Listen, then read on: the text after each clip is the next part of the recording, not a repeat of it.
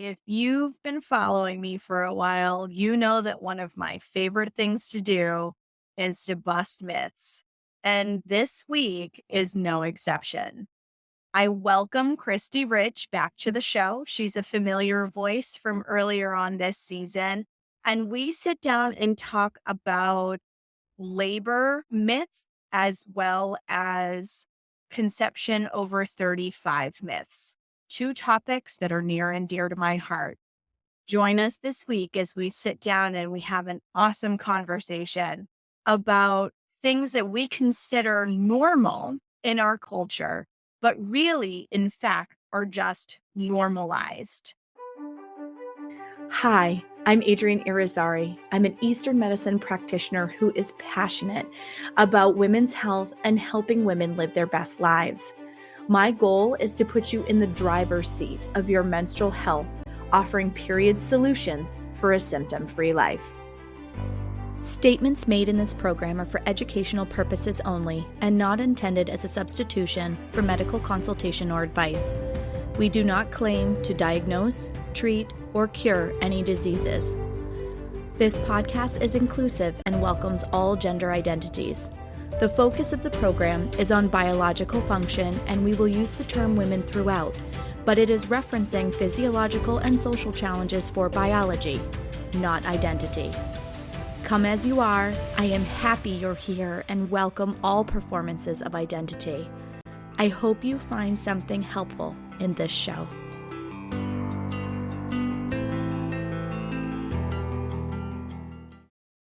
Welcome back to another episode of the Reproductive Rebel podcast. We are doing round 2 with the amazing Khristee Rich. Thank you so much for joining us today, Khristee. Thank you so much. I'm so happy to be back and be back for your audience. I'm so excited to be here. So Khristee and I, if you listened to episode 32, we had an opportunity to talk about her amazing work. So definitely, if you did not have a chance to listen to that episode, it's episode 32. Go back and listen to it. It was an awesome conversation. At the end of that conversation, we started talking about myth busting. And if any of you have been following this show for any length of time, you know this is totally my jam. I love myth busting because Me there are too. so darn many of them. Yes, and they need to be busted.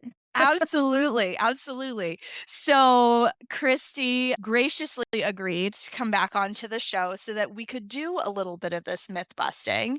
And so today we're going to talk about myths around labor, and I'm going to call it, in air quotes, advanced age conception, because there's a whole host of very unflattering terminology for people who are trying to conceive north of 35. And there's a lot of myth and beliefs that are accepted as the quote unquote norm. Yes, that's the truth. Exactly, because of the context and the culture that we live in, and then the rhetoric that we are provided by the medical community. And I feel very passionately about this. One, because I conceived at 40 naturally, and two, because this causes a lot of unneeded grief and strife and roadblocks for couples who are trying to conceive or feeling like their clock is running out when they're like 34, which is kind of insane because according to Chinese medicine, you can have babies up until you're no longer bleeding. And Exactly. if you look back at history, that's exactly what was happening.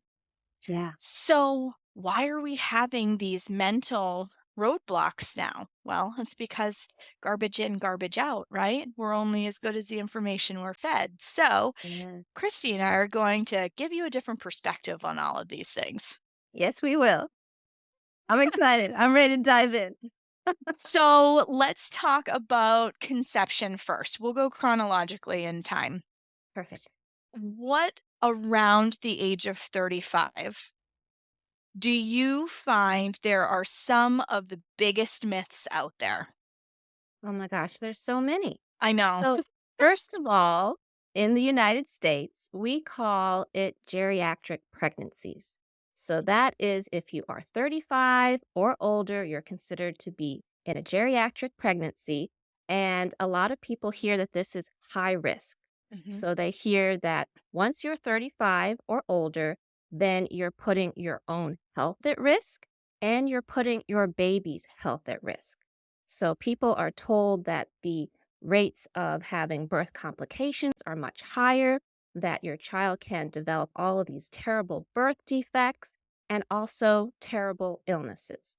And so let's start to break some of these down, first of all. So, as you mentioned, this information is causing so much emotional pain for women, and they're not getting the full picture. So, it's very important to paint the full picture. And that's what I like to do from a holistic point of view. This is my specialty, holistic health and wellness, especially helping women along the journey from preconception through postpartum.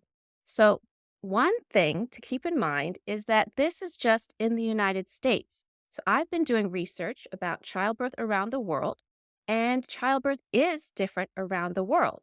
They have a different understanding of it, they have a different belief system, and they have a different way of handling it. So in India, this is an interesting fact that I don't think I mentioned on the first time I was on your show, is that in India, it is 30 and older that is considered a geriatric pregnancy. So women are really feeling pressured to conceive before 30. And so most women do conceive there before 30. And after that, then they are told, oh my goodness, you're so old. Why didn't you have a baby earlier? And now you need to have a C section or you need to have IVF to conceive. So I've already started with a lot of myths. So let's break it down. So, one, this unfortunate name, we need to let it go. Okay. That's just terrible to be called geriatric pregnancy. And also, it's just only slightly higher percentage that women may develop birth complications as they get older. I don't have the exact statistics. I wish I did. I do mention in my book series. So I am writing a 3-book series about healing childbirth. In the first book, I did interview a well-renowned OBGYN from Peru.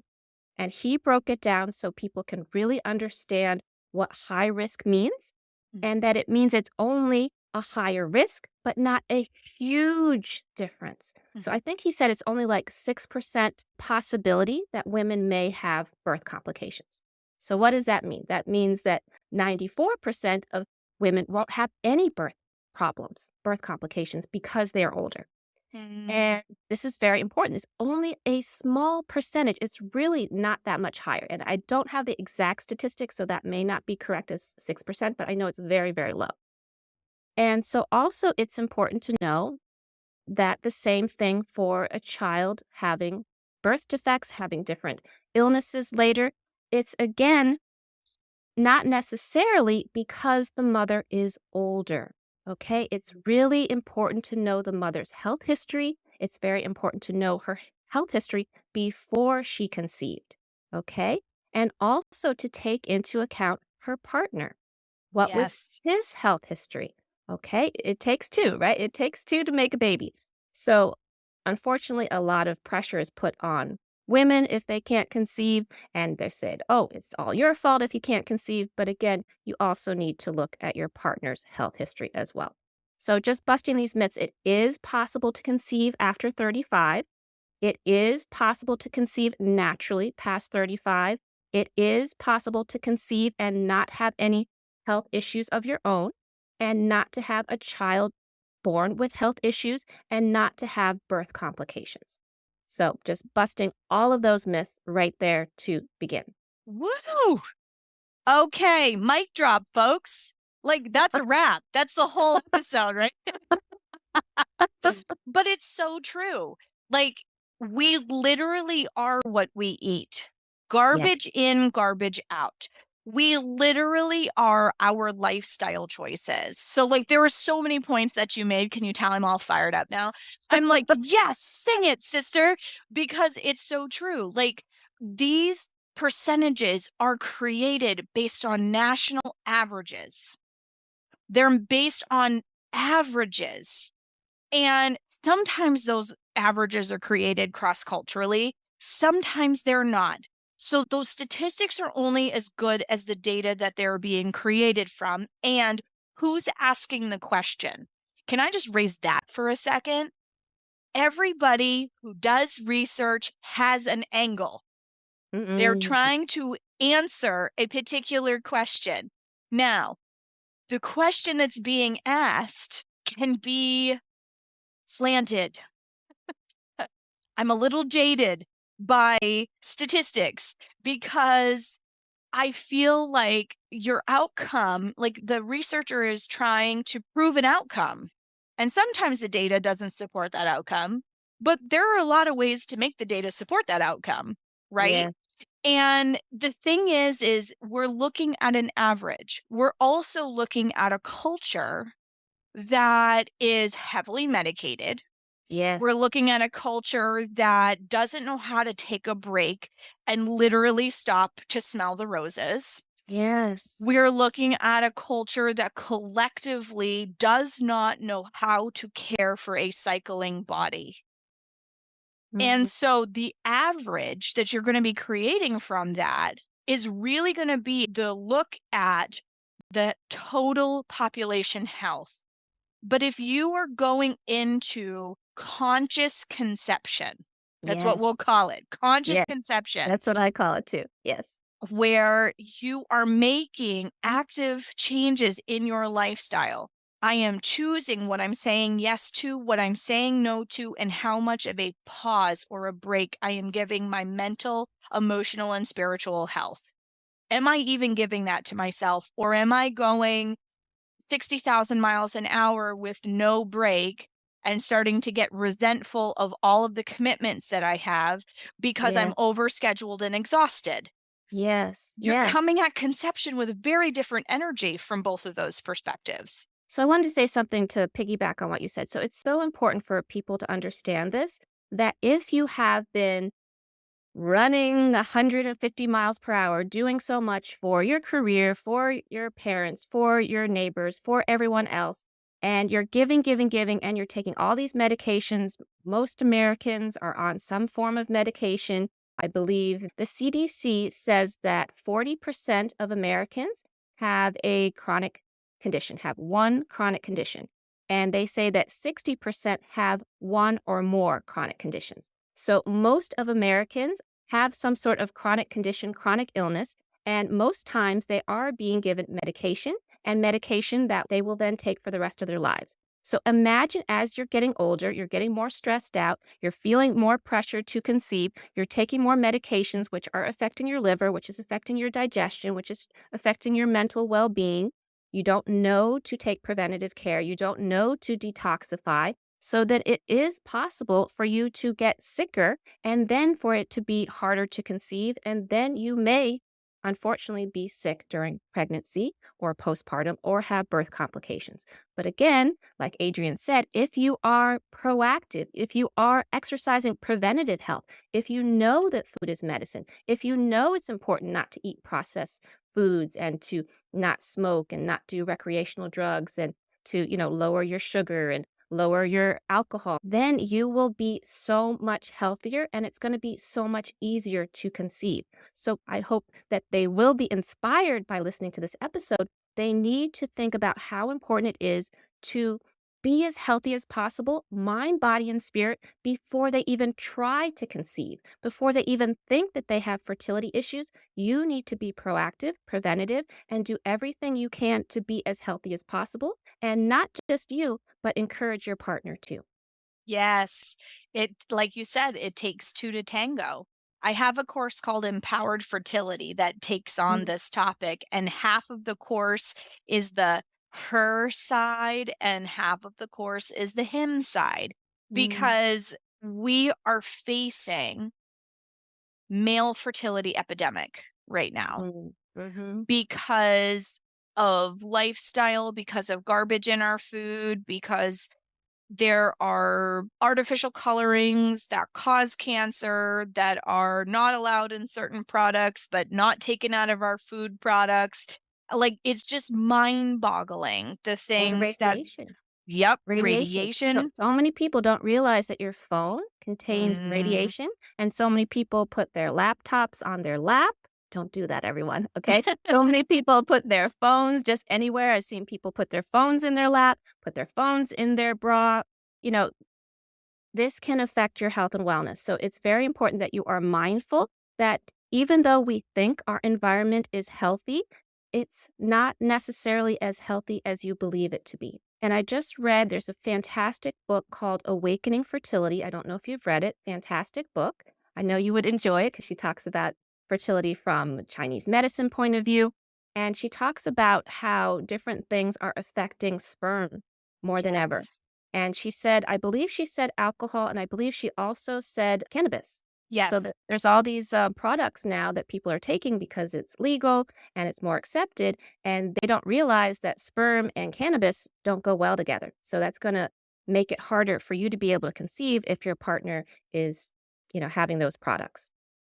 Yeah. And from an herbalist perspective, it challenges kidney chi. Oh, And kidney chi is your fertility energy. yeah. It is the fundamental foundation from an Eastern lens of where our longevity as well as our fertility are seated in our body.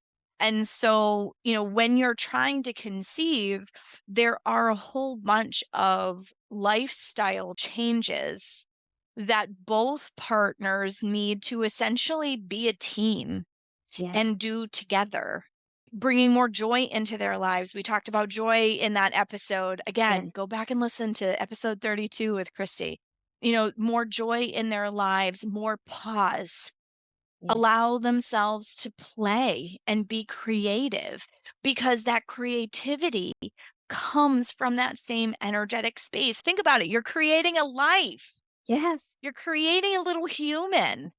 Like, you need to allow yourself space to play and have fun.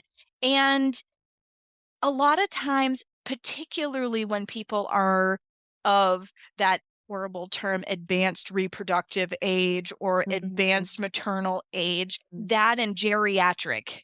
pregnancy, all three of those terms, they're offensive. Yes, they really are. They make you have certain emotional and mental blocks. Yeah, you feel bad about yourself. You feel that you're irresponsible for thinking about conceiving. Oh my It's gosh, terrible. 100%. 100%. I totally agree with you. And I mean, people even question you about it. Like, Yeah. I've had people in my pregnancy, natural conception, 40 years of age. There is not a darn thing wrong with my son. And I've had people go, "Oh, you're kind of coming at this a little late, don't you think?" There's also statistics out there that show that when women have babies 40 and older, they have a higher chance of living to 100 years old. Yes, yes, So, that's true. I'm glad you brought that up because if you're able to have your period later, then that shows that you will most likely live longer. There have been yes. studies. Yes. So that's what I'm saying. Like, some of these statistics that the allopathic model really holds on to, the labels that they really hold on to, are based on averages of people who have not been awakened Yes. to a different perspective. Okay, so don't let those numbers scare you. I had an anatomy scan of my son at 20 weeks, and they took one look at my birth date and suggested that I talk to a genetic counselor. Whoa, okay. And I Hmm. said, "Hi, you just confirmed through this scan that there is nothing wrong with my son or me.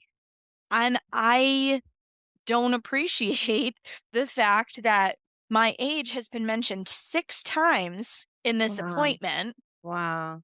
because I'm very well aware of how old I am.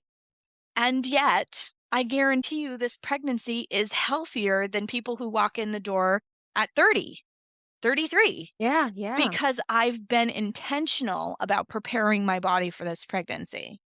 So that's the key. You are what you eat. And when I say you are what you eat, this isn't just what you put in your mouth, it is what you put in your mind. It is what you tell yourself, your interior monologue. Yeah. It is who you surround yourself with. What Yeah. kind of fertilizer or pollutant are they putting into your body? Yes. Right? Like, you create the container that you energetically want to conceive in, Yes. and you can do it. So, what I was starting to say about, the pressure that people start to feel at 35, they start really listen. Number one, Dr. Google, don't Dr. Google, please, because you're going to get averages. And you're going to get the wrong information too, because as you said, Mhm. if you are looking for something, you can find evidence to support it. But that Yeah. doesn't mean it's true. It doesn't mean it's backed by real science. It could be somebody's opinion. Mhm. So it's very important that you work with someone like me or like you who understands health. If you don't understand health and you're looking for answers on Google, you're going to go down this rabbit hole and you're going to get really stressed out. So do not recommend that. It is good to do research, but work with someone as a guide who understands health. Thank you. 1,000 times yes to that. Because in 15 minutes with your allopathic practitioner, they're going to feed you the rhetoric of the collective. And when you're working with a holistic practitioner, you are going to have somebody who is going to be invested in your entire picture, which is more than just the physical composition of things, Yes. because your physical expression of health, yes, it does come from your environment, but some of it also comes from your emotional and spiritual well-being as well. And that's Absolutely. where the traditional allopathic model doesn't always, because there are some allopathic practitioners that pull in the holistic lens. I'm not saying that they're not, but they're few and far between. If you were to look at Facebook groups, which I do quite often to get a sense of the lay of the land, that is one of the number one things that I see women ask for. I'm looking for an OBGYN that is holistically minded. You realize that 9 times out of 10, that's an oxymoron, right? Mhm. And I say Yes. that like I know an allopathically trained practitioner who is moving to a more holistic lens. She's a fabulous practitioner. She's an excellent practitioner, but she marries the two. Not Mhm. all practitioners do that, and it's really hard to find ones that do. Yes, it is. It is. And so typically you end up paying out of pocket, unfortunately, but you're going to get far more for that investment when you're working with somebody who's looking at your entire picture and is not working in a siloed approach where they're only looking at your uterus and they're not looking at perhaps the recurrent miscarriage trauma that you're walking into this appointment with that is going to affect how you feel about your Yes. ability to be successful. Yes. Yes. And unfortunately, so many OBGYNs do not understand our cycles. They don't Mhm. understand what it means if you're spotting. They don't understand what it means if you're spotting before or you're spotting after. They just want to look for cancer, right? Yes. So they're looking for something pathologically wrong with you. And you want someone who understands your cycle so you can go to someone like yourself and you'll say, okay, well, you need more of this for your kidney support. You need more to support you. You're not getting enough nutrients. So it's very important that you look for a holistic OBGYN if you can, but again, they're hard to find. But so much good information here. I can go in so many different directions. I'm just so excited to talk with you. I feel the same. When you were like, let's myth bust, I was like, heck yeah, girlfriend. Because there's so many places that we could unpack this.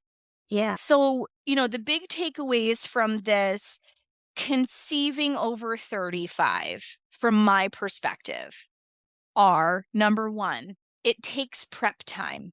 Yes. So by the time you make the decision that you are going to do it, you don't just start trying. No, you don't. Yes. Preparation needs to happen for the body in order to decrease some of those potential risk factors Yes. and increase your chances for success in both partners. Yes. Yes. Okay. And it's very important for people to understand that conceiving is not just to conceive, but you want to be healthy throughout the whole process.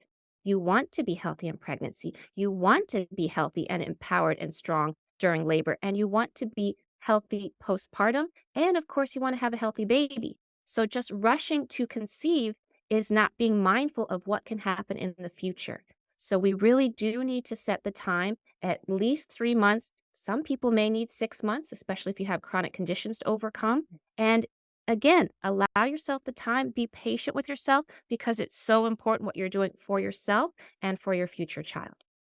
100%. I couldn't agree more. I think the second big piece is stress. Yes, so big. Stress is the number one hurdle that I see for people because they're stressing themselves out about how old they are, the Mm-hmm. fact that their window is closing, which makes them feel urgency.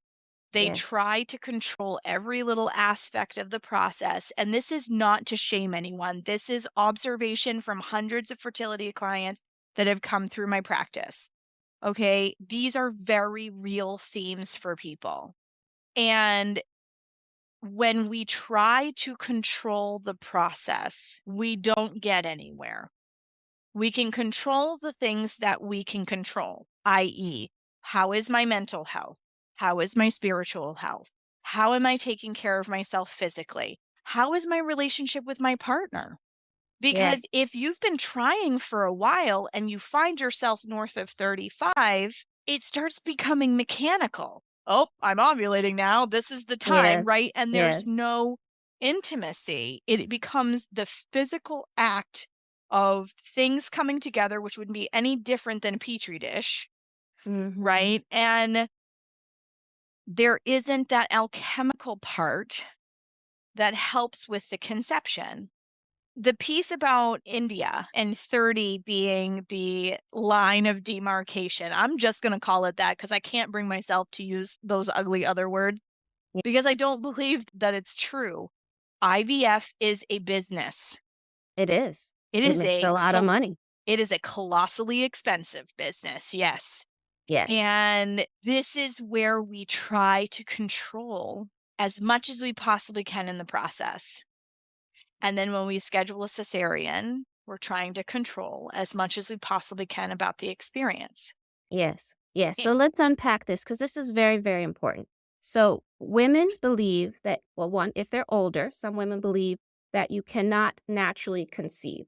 mhm, So I've been talking to a lot of women and they're older and they may be 50 and they're like, well, I have to do IVF, right? And I'm like, no, you don't have to do IVF. And they're like, well, other people who conceive, because I said all the celebrities are now having children later. So it is possible. They're like, oh, well, did they do IVF? And I'm like, well, I don't know, but it is possible still to conceive naturally.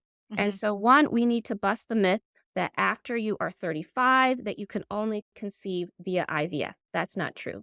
And then what you said is so important is that the stress that women go through. So going through IVF is a very stressful process, very mhm, expensive, very stressful, very painful, takes a lot of time. And I believe the process is as important as the final result. This is something I learned back in my acting days. I was a professional actress before I went into health and wellness. And we learned that the process, the rehearsal process, was as important as the final performance. And I have carried that philosophy throughout my life. So I believe if you're really stressed throughout the treatment of IVF, that's going to make it harder for you to conceive.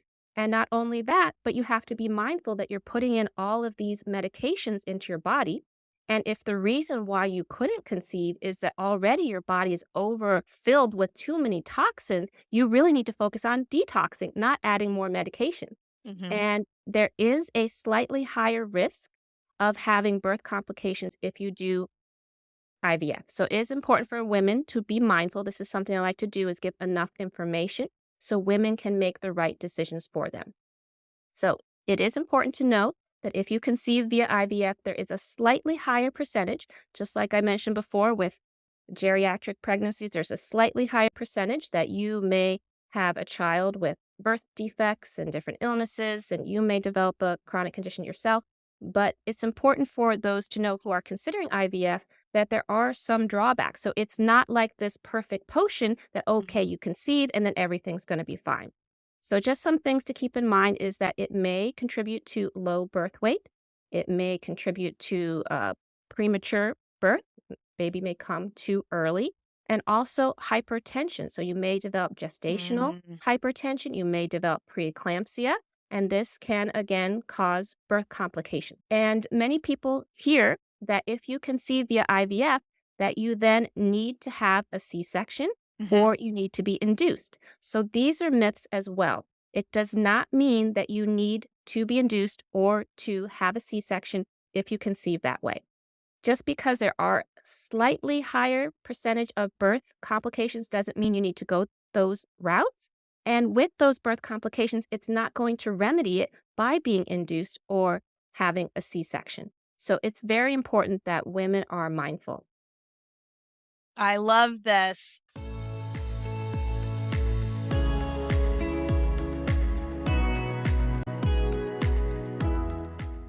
In today's health food market, it's hard to distinguish truly nutritious products from those that only claim to be. Despite their healthy labels, many ingredients are not organic. They're overly processed and contain synthetic nutrients, seed oils, sugars, sugar alcohols, or other potentially harmful additives. Paleo Valley stands out by committing to genuine whole food ingredients that support your health as nature intended. I recommend Paleo Valley products to my clients because their prioritization of quality over cost and ensuring that their products are organic and free from unnecessary additives makes me feel good about suggesting that my clients use them. As somebody who uses food as medicine, quality is absolutely paramount in order to get the results that we're looking for.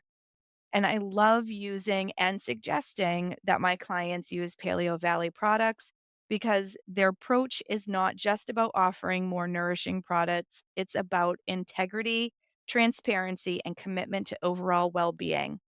All of those themes jive with me. So if you are looking for beef liver, which is the thing I recommend the most often to my female clients, look no further than Paleo Valley. Link is in the show notes.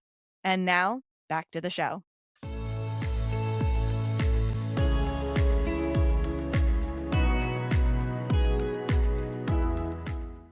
So you touched on one of my favorites.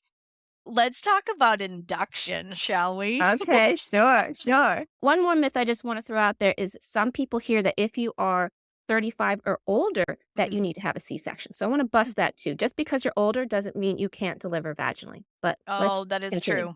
Nope, Yeah. that's a great one. That is something that I hear a lot as well, that you have to schedule a cesarean and they will start putting pressure on that. Months before. This happened to Yep. my friend. Yeah. Yep, absolutely. They will start putting pressure on that early and then actually dovetails really beautifully with this induction idea. So let's talk about that 39-week induction. Let's talk about it. Let's go. I'm ready. This has become a standard operating procedure in most hospitals, and it totally is a myth. There was one study done with a very, very small sample group that has now become the standard operating procedure basis.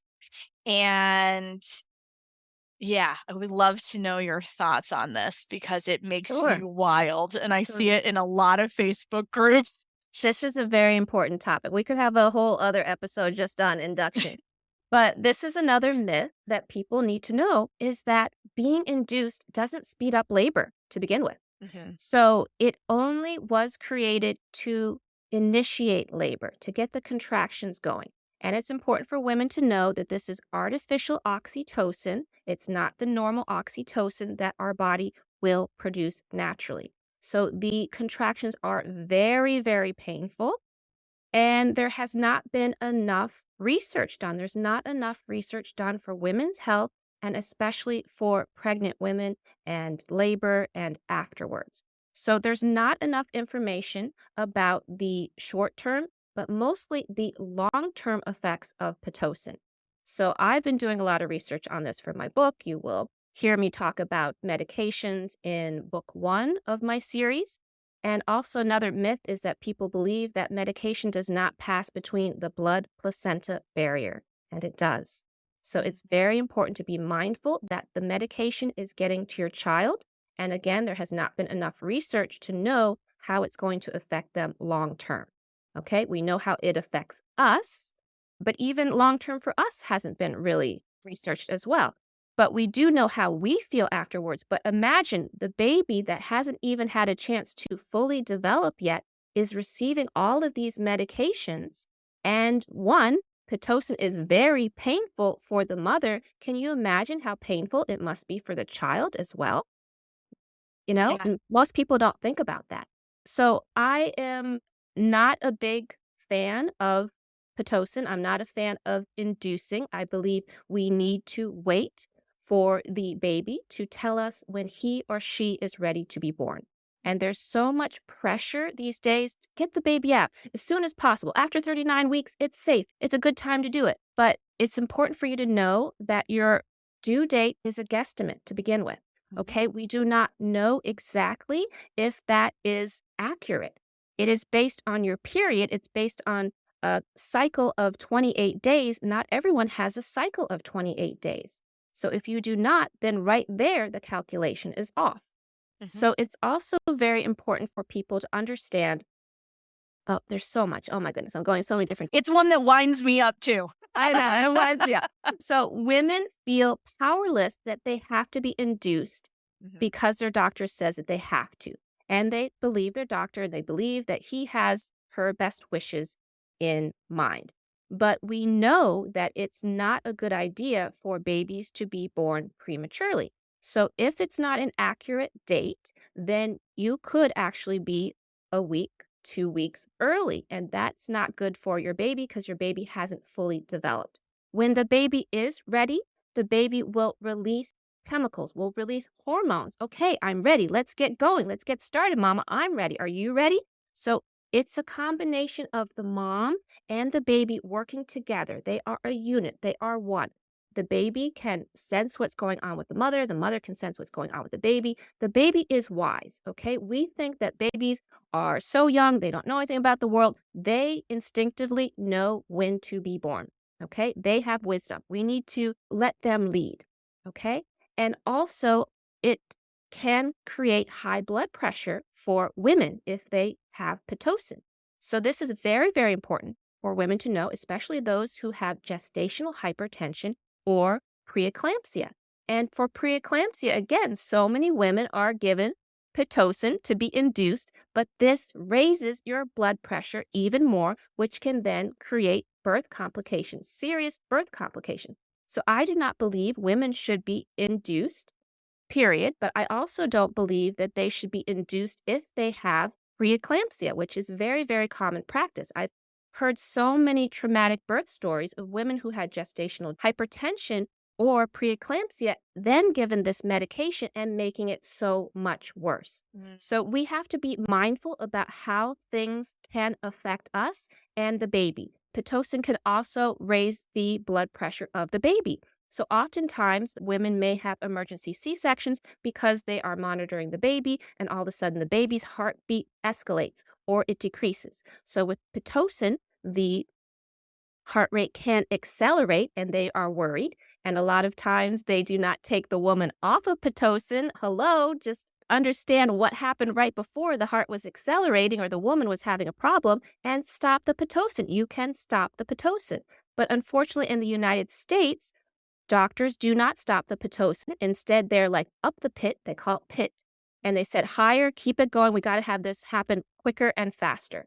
And in other countries, because around the world it's not the same, I interviewed a woman who gave birth in Japan and it wasn't working. And they took her off of the Pitocin and said, rest. Let's see how you do without the Pitocin. So again, it's a different mindset, different philosophy about birth. And so we need to be mindful how it's affecting us and our babies. And then it's a pit epidural equation. Oh, exactly. And then it becomes more medication involved. So with epidurals, again, there are side effects, many side effects. It can be low blood pressure. It can prolong the birth, it can slow it down, Hmm. and it can also create nerve pain, paralysis, seizures. Okay, it can create a lot of problems. So then the baby's heart can decelerate, and again, that can lead to an emergency C section. But again, unfortunately, nurses and doctors are not mindful of the medication creating these issues, and they do not stop the medication. And also, epidurals can create long term health effects. So I have interviewed women from my book series who did develop fibromyalgia after birth, who did develop arachnoiditis. Okay, that's a very serious chronic health condition that there is no cure.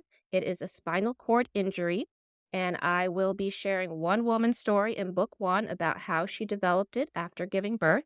And she was not told that this could be an outcome. She was not told of the health risks of having an epidural. And this is important that women aren't being given the information from their doctors, from their nurses, from their anesthesiologists, and they don't have enough information to make informed decisions. I feel like that is the root of a lot of these challenges, is Yes. the fact that we make decisions with the information that we know. And we don't know what we don't know until we're in it and we have buyer's remorse. Well, Yeah. shit, I wish I had known this before I went into it. I hear that about hysterectomies. I hear that with birth stories. I hear that Mhm. with so many aspects of our current continuum of care of women's bodies. And so many of the studies around how medications affect bodies, how certain procedures affect bodies, all of these kinds of things were not even done with women. Mhm. I And know. it's so hard to get true data because they're less than 5% of the NIH budget in the United States is allocated towards women's health related anything. So sad. So sad. And even lower for women who are minorities. Yes, absolutely. And that is a really important point as well. There's a reason why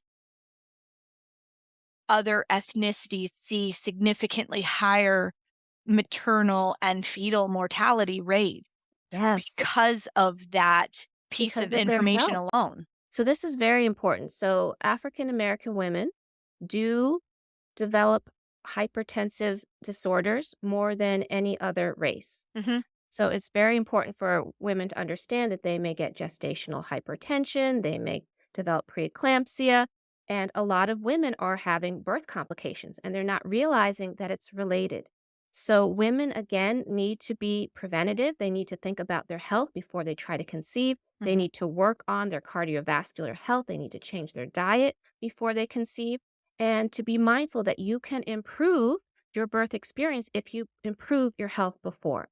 And also, gestational diabetes is very high with African Mhm. Americans and also with Native Americans. So, again, we need to be mindful about our health and improve it before, because otherwise, unfortunately, these terrible outcomes are continuing and they're escalating. They're escalating. And we're one of the nations, so we being the United States, we're one of the nations with the highest cesarean rates of the industrialized countries. Well, there are higher, there are, but yeah, we are too high, definitely. Yep, Yeah. we're on the higher end of that, absolutely. But there are And some countries with 50% or like 55% of people get C-sections, which is yes, crazy. And even in Peru, which I did a lot of research for my book series, in Peru, in the capital of Lima, 90% of women have C-sections. wow. 90%. And this is a capital of 10 million people. Wow, that is astronomical. Yeah, this is obstetric violence. This is major. So we also need to be aware of obstetric violence happening and also medical gaslighting. So women there don't really have a choice. They are told that they have to have a C-section. The doctor may make up something like, oh, the baby is transverse, or I'm going on vacation soon, so we need to do it. It's 39 weeks, whatever. And doctors there do not have a team. So in order for them to get paid, they have to be the one delivering the baby. And a lot of them have several jobs because they don't make enough money just delivering babies. So they've got to have Oh, their work schedule. to be there, to be available. So they schedule all these C-sections, and it's even illegal for women to have home births in Lima, Peru. Oh, Illegal. wow. Yeah. I know that there are parts of the world where it is illegal, and I know that there is massive regulation here in the United States, and different parts of the country have different rules and laws about the scope of midwifery care and all of those kinds of things, and how you are able to actually birth at home, whether, you have to be at least 37 weeks in most states and like that kind of thing. But that is one of the places that it's illegal, huh? Yeah, yeah, and there are many other places as well. It's crazy when you think what women today are going through in 2024, the issues that we're going through. It's so sad. And women think that they don't have choices. And I want Hmm. women who are listening to know that you do have choices, okay? You do not have to be induced. You can say no to being induced. You can wait, okay? There's also a lot of fear of women giving birth after 42 weeks. Hmm. So that's also another time that they'll say you have to now have a C-section. You'd have to now be induced. But again, these are fear tactics. And it's really unfortunate that there was like one study of someone saying that they said, okay, after 42 weeks, then the stillbirths will happen. But that's not exactly true. Again, we need to go to the root cause, just like we need to go to the root cause of why miscarriages happen. There's always a reason. There's also a reason why stillbirths happen. And it's not just because the expiration date, 42 weeks, then the baby's going to pass. So we need to understand what happened and we need more research. So I think this is very important for women to get the information. And something that we actually talked about on episode 1 is that you mentioned how important birth stories are, but there's so many horror stories that are being Hmm. passed. And you mentioned that it would be better for women to wait and share their stories after women have had the baby. But I believe it's very important for us to have the information before we conceive so that we have the information so that when we are pregnant, then we have enough information to give informed consent. We know what kind of birth style we wish to have. We understand if we wish to have medication, if we wish to have a C-section, etc. It's your choice instead of feeling pressured at a time when you're so vulnerable and it's hard to think. So I've actually started up this birth storytelling series. And so I want listeners to know that this is going to be ongoing. I'm offering it monthly. And this is true stories from moms coming in and sharing their full birth stories, not just the labor experience, but sharing if they had any health issues before they tried to conceive, if they had any miscarriages, if they had any ill health in pregnancy, did they receive a diagnosis, did they have an empowered birth? Did they have birth complications? And did they have any health conditions postpartum? It's the whole story. And then this will give them a chance to express themselves, to heal, to have a community where women really listen and hold space. And Hmm. also at the end, then I will present it from a holistic point of view. If they're looking for questions to be answered as to why did they develop a chronic condition, why did they have birth complications? Why did they have ill health postpartum? Then I can help them to fill in the blanks. So, this is something I'm trying to create a positive mom community and have it be before women conceive, because as we mentioned, the preconception phase, the preconception period is so essential for us to consciously conceive, to be proactive, and to be mindful. Oh, I love that. I totally agree with you. So my statement was made during the pregnancy process. Yes. And there are a lot of really unfortunate birth outcomes, birth experiences, journeys through birth Yeah. that can really be scary and can erode somebody's confidence that their body knows what it needs to do. And Yeah. so that's the perspective that I made that statement from.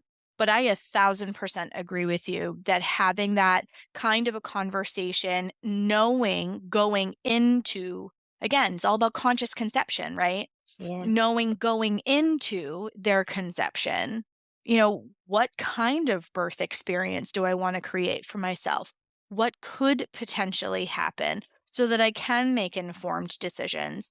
I think that is critically important, and it takes pressure off of the pregnancy journey because you've already had a chance to do your research. What do I want in the birthing suite for my child? What environment do I want to birth in? Mhm. I know that I did not feel comfortable being in the allopathic model for my birthing experience when I gave birth to my daughter 13 years ago because I was more afraid of them giving me medication because I'm very, very sensitive to all of that, Mm. that they would give me something that I would have a really bad reaction to and it would affect me and my daughter, rather than allowing my body and trusting my body and embracing the power of my body to be able to do this thing that women have been doing for millennia. Yeah. And to me, being a very short ride from the hospital, I decided that I was going to be at the mercy of whoever was on call no matter what. And I Mhm. made all of these decisions like early, but I didn't even know home birth was an option until I was a part of the way through my pregnancy. And then I made the decision. But it felt far more aligned to me because I trusted my body. I wasn't even doing the work that I'm doing now, and I trusted my body. And I had a beautiful home birth. Wonderful. I'm planning another home birth with my son. And, Wonderful. when you go into it with the information, then you can essentially make plans. And feel Should empowered. exactly. Yeah, what a different way to view it, to be empowered versus to be reactive and defensive and fearful. Mhm. Completely different. And then have buyer's remorse because you Yes. were feeling all of the feels. You had all of these hormones that were affecting how you felt. And if you haven't had a chance to talk through some of these things with your partner, with a birth educator, with, whomever is part of your care team, they're going to be just going through the standard operating procedure, vitamin K shot, PKU Mhm. test, like all this kind of stuff. And they're just going to do it. They will take Yeah, your do baby the to do the ointment. Apgard. Yep. Yep. The ointment for the eyes. Like they'll just take and do what their standard operating procedure is unless you question it. Yes. You have the power to refuse certain services. You Yes. can request that golden hour not be disturbed with your baby against your skin so that the baby can nurse. Those are within your rights to make those decisions. And a lot of people don't realize that. They're like, "Oh, well, this is just what happens at the hospital." Right. Yeah. So, having a community space to have these kinds of conversations, to get more information, I think what you're doing is absolutely phenomenal, Christy. And I think Thank you. everybody should take part in it. If you are even remotely thinking about starting down or you are on your fertility journey, this is the kind of resource that you need so that you walk into your pregnancy with information instead of feeling stressed and overwhelmed when you're trying to, figure out what's supposed to be on your registry and whether you want a vitamin K shot or not. Like that, it's just a lot. And that can Yeah. be super overwhelming and create stress for mom and baby. Yeah, I seriously believe it's too much for women to start preparing once they are pregnant. I So agree. once you're pregnant, I mean, a lot of women don't know till they're 2, 3 months maybe. And then you only have a limited amount of time to then learn everything about pregnancy, labor, postpartum, buy all this stuff and prepare for your maternity leave, make sure you have enough money. There's just too much going on and you don't know where to go for the information and you don't have much time. So that's why I just emphasize, highlight the importance of preparing preconception. Very, Mhm. very important. I completely agree. I remember that feeling of overwhelm because, like I said, I didn't even know home birth was an option. So my research part of everything started, I was 25 weeks maybe. So I Mhm. was like a good way of the way through. And I had just had my gestational diabetes test. And I was like, none of this feels good to me. And I'm glad that I made the decision that I did, but it was overwhelming to read all the things that you needed to read while you were trying to prepare your life, your finances, your all these things. And, I have kind of joked with my husband during this pregnancy that I feel like a total slacker because, like, I'm not stressed out about any of it. I know what decisions I would make and what I wouldn't make and what I want and what I don't want. And That's you wonderful. I've That's just been so able to wonderful. enjoy the pregnancy. I wish that for everyone. That's what I wish for everyone. And Me it is too. possible. And you are such an inspiration to your listeners because you have followed your heart. You have conceived at 40. You are doing it your way with the home birth. You are relaxed. You are taking care of yourself, mind, body, and spirit. And they can too. They can too. They absolutely can. And so I am just so grateful that you came on today and busted some of these myths that I just see them all the time on I know. conversation boards and other communities. And like, it makes my heart ache how little information we're given and how much we need to know because of the complexity of the medical model in order to make decisions that feel aligned for us and don't disempower us. So Yeah. I think everything that you're doing with your book series, your community are so critically important for people. Thank So you. how can people find you, Khristee? Well, people can find me at my website, www.thedancingcurtain.com.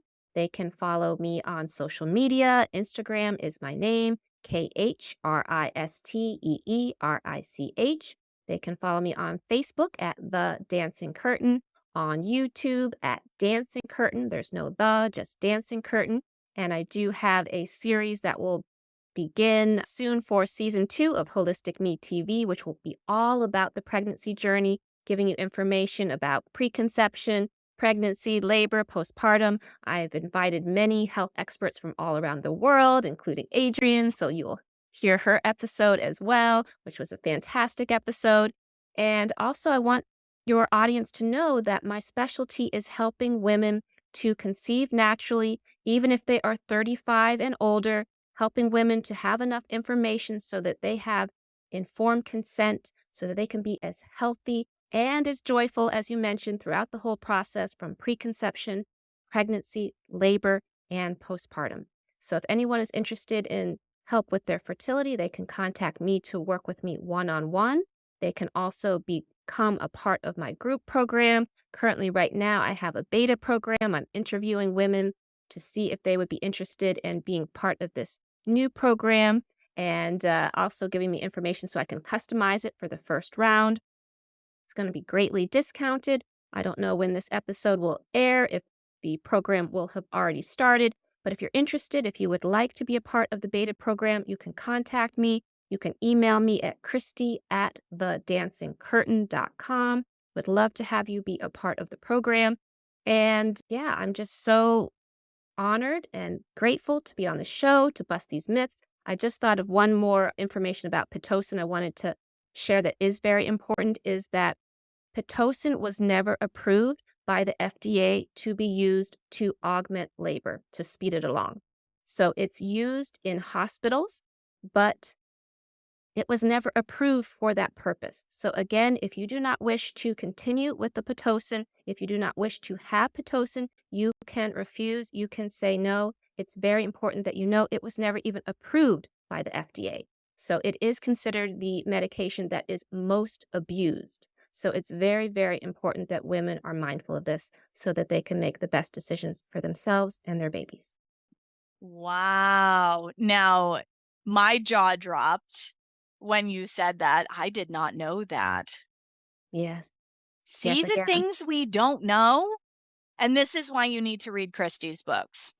Yes, and I read my need to books read too. Christie's books. Yes, yes. Everyone read my books. They're not out yet. So you can definitely join my list if you would like to be informed when the book series launch. You can go to my homepage and sign up, or you can go to www.thedancingcurtain.com/7 myths moms need to know. So I am giving you a free gift of a PDF of myths that you need to know before labor. So, again, you can make informed decisions and know what is true and what is false.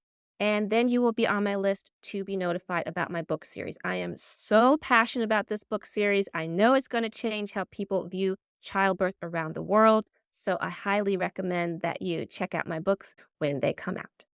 I love it. Well, thank you so much, Khristee, for sharing all of your wisdom and expertise and these incredible resources that I hope our listening audience takes full advantage of because they're so incredibly important.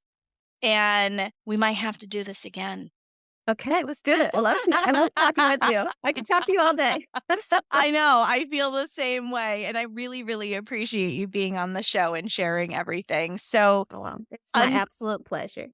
until next time, everybody, you'll probably see Khristee again.